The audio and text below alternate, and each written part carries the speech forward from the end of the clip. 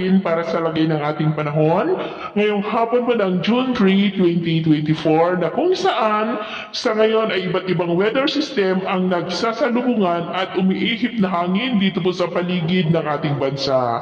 May habagat sa kanlurang bahagi ng Luzon, shear line sa may extreme northern Luzon at ITCZ na nag-i-extend sa silangang bahagi po ng Mindanao. At ito naman po ang pinapakita ng forecast model natin po ang ginagamit hanggang po sa susunod na 2 linggo. At sa lagay ng ating panahon, ngayong hapon ay maulap ang kalangitan with isolated rain sa ilang bahagi ng La Union, Cordillera, Cagayan Valley, ilang bahagi ng Central Luzon, Metro Manila, Calabarzon, Camarines Norte, ilang bahagi ng Mimaropa, Panay Island, Negros, Samar Provinces, Holosulu, at sa malaking bahagi po ng Mindanao. At mamayang gabi, posible pa rin ang mga isolated rains sa ilang bahagi po ng ating bansa, lalo na po dito sa ilang bahagi ng Luzon, Western Visayas at Mindanao.